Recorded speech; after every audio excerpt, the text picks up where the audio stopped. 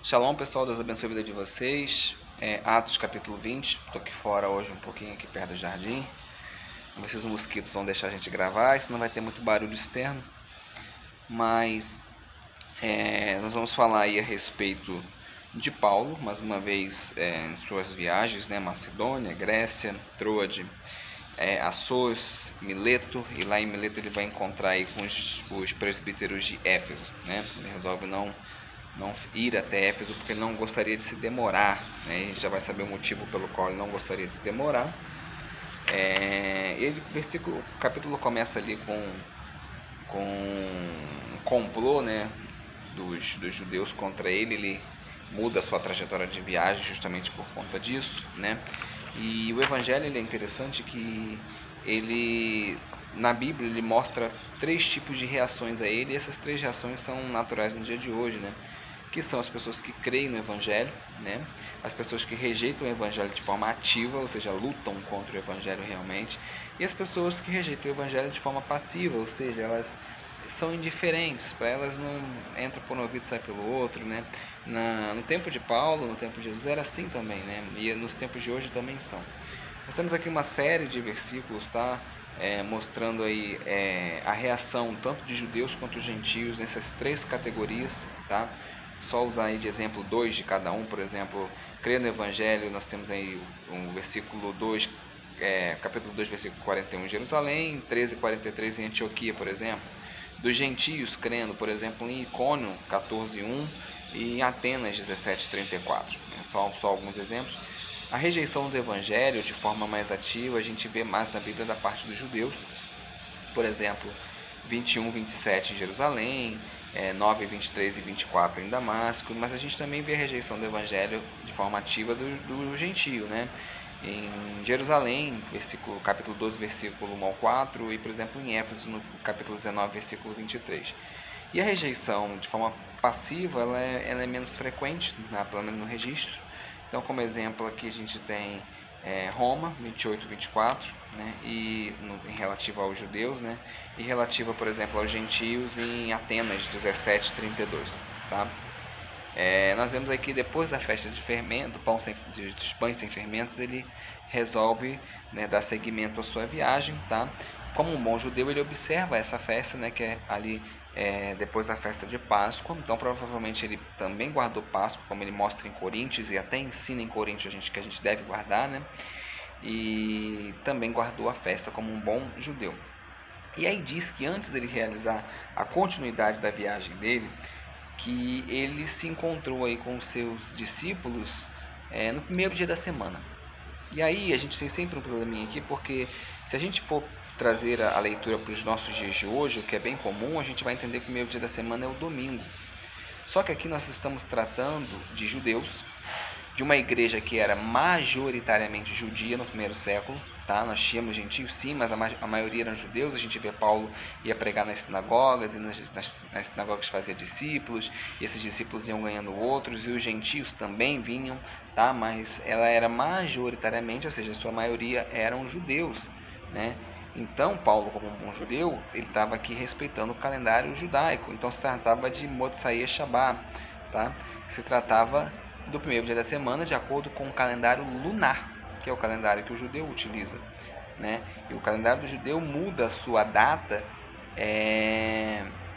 muda o seu dia, perdão, da semana, a partir das 3 primeiras estrelas que aparecem no céu.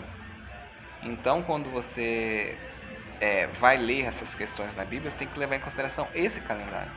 Então, você pode ver que eles se encontraram à noite, né?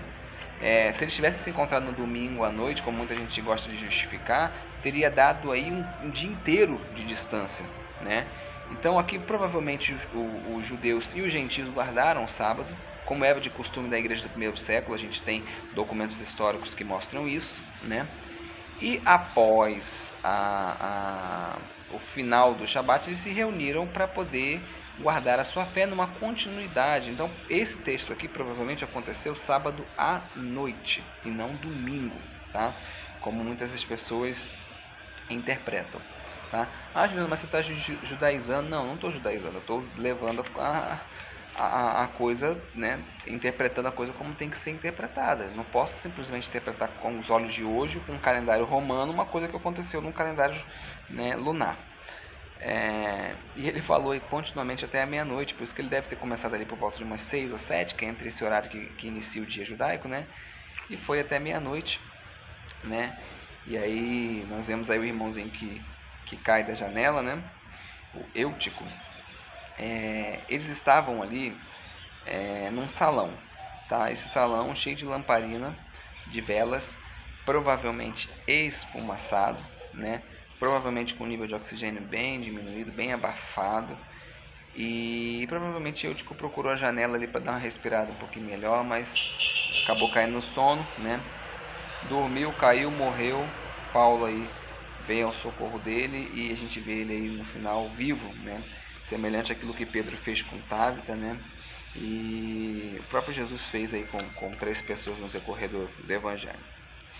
E aí ele fala que ele tinha um desejo de estar na festa de Shavuot, na festa de Semanas ou na festa de Pentecostes, né?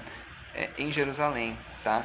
É comum na vida de um judeu ele estar, se possível for, em Jerusalém nas 3 festas de peregrinação, como a Torá manda: Páscoa, Pentecostes e Tabernáculos, tá?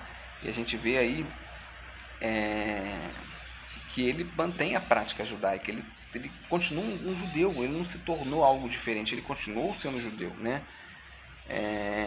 Tanto é que a gente vê aí que em 1 Coríntios, no capítulo 16, ele justifica a decisão de permanecer em Éfeso e não subir para Jerusalém na festa de peregrinação. Então existe esse conceito aí, tá? Outra coisa que acontece, que às vezes é muito criticado, é a respeito de Paulo como um homem orgulhoso, tá? Paulo é muito orgulhoso, ele se vangloriava das coisas que ele fazia e daquilo que ele falava. A gente tem que ter um pouco de cuidado, tá? Nós temos que lembrar que Moisés ele escreve sobre si mesmo, de que não havia homem mais paciente, mais humilde sobre a face da terra, e ele estava escrevendo sobre ele mesmo. Aqui Lucas escrevendo sua grande maioria, né?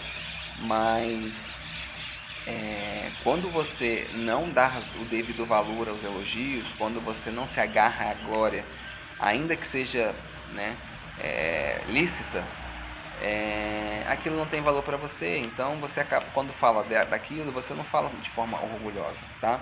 Então a gente tem que ter cuidado aí isso daí. Então acho que Paulo atingiu um ponto